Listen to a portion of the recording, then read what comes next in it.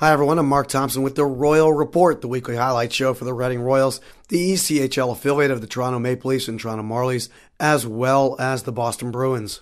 Well, over the years, we've experienced just about every possible extreme of emotion available to the human psyche at US Bank Arena in Cincinnati, Ohio. From the absolute pinnacle of pride and exuberance inherent in a playoff series clinching double overtime win to the depraved depths of overwhelming depression after losing 4 straight games to drop a conference final playoff series that seemed ours for the taking. So I guess we figured this year, since we only traveled to US Bank Arena once, we needed to get all those emotions out in one game. Let's start with the exuberance part. A little more than 6 minutes into last Friday's game, back-to-back penalties against the Cyclones opened the door for the Royals' power play to go to work.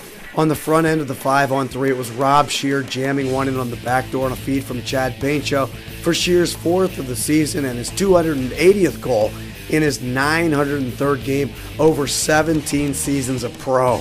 On the other end of the 5-on-3, it was a guy on the other end of his career, and goal-scoring spectrum for that matter, that staked the Royals to a 2-0 lead, as young Mark Canton, playing in just his 12th pro game, picked off a clearing attempt by the Cyclones and ripped a bomb short side on Cincinnati goaltender Chet Pickard for Canton's first as a pro.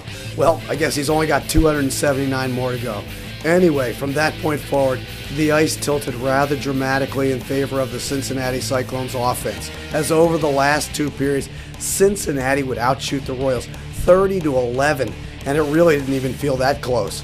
Fortunately for the Royals, goaltender Joe Palmer brought his A-game that night and kept the Cyclones' attack at bay and the Royals' hopes alive until, and brace yourself, because here comes the heartache part. But then again, it wouldn't be US Bank Arena in Cincinnati, Ohio, if there wasn't a little heartbreak involved, now would it? But 11:22 into the third, the Cyclones' Garrett Wilson finished off the rush to spoil Palmer's bid at the shutout. 14 seconds later, the former Royal, Rob Slaney, stuck the dagger right in the Royals' heart with his first of the season. Now, haven't I told you before that if hell hath met no fury as a woman scorned, hell hadn't met a hockey player traded? Anyway, Slaney's goal tied it at 2, and the Royals, thanks again to Palmer, had to feel fortunate to get the tourniquet on at that point, as the team got to overtime, and then the shootout, where the Royals had to feel pretty good about their chances with the lineup loaded with sharpshooters. But in this skills competition, the big guns for the Royals, Riendo, Caruana, Crothers, and LaBelle, ended up shooting blanks, thanks in considerable part to the Cyclones goalie Pickard. And the Cyclone shooters, well, they bagged a pair on Palmer, including the game clincher by Garrett Wilson, as Reading once again had to pack the bus at US Bank Arena in Cincinnati, Ohio, with visions, or maybe nightmares, of what might have been.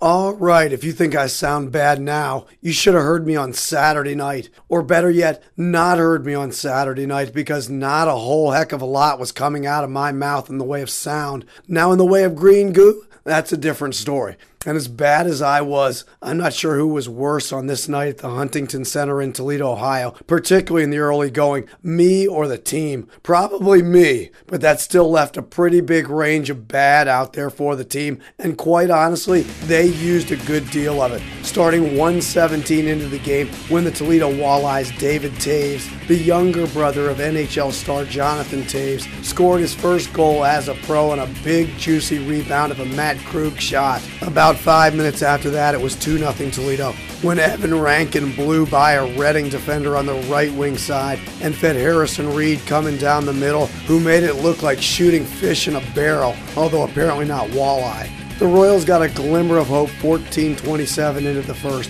when Everett Sheen banked one in off the side of Toledo goaltender Carter Hutton for his first as a pro.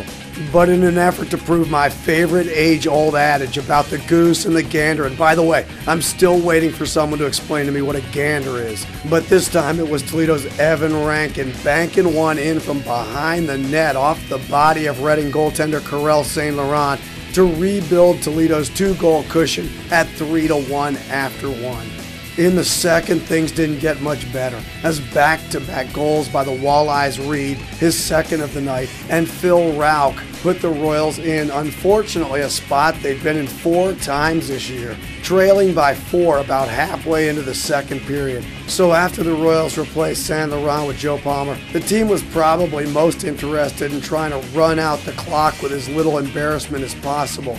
But as fate and Palmer would have it, a couple of big stops seemed to fuel the team, and the Royals bagged a couple special team goals. The first, the 6th power play goal of the year for Olivier Labelle, 14-16 into the second period to make it 5-2 Toledo. And the second, a shorthanded breakaway finish from Dale Mitchell, who was playing in his first game of the year after joining the Royals on assignment from Toronto. And here's one for those of you out there who are inclined to see the glass as half full. The Royals' penalty kill not only blanked the opponent's power play all weekend long, but also got the shorthanded goal from Mitchell.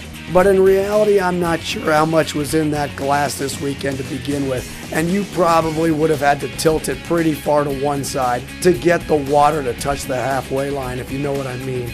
So I think this weekend is one of those you put in the bonfire and let the memory burn to the heavens.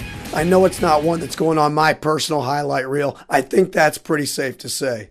But the focus now shifts back home. 4 of the next 5 are at the Sovereign Center, including back-to-back games this Wednesday and Friday against the Steve Martinson-led Chicago Express. And we know what that means. Get the foil on, boys. Until then, this has been Mark Thompson with the Royal Report.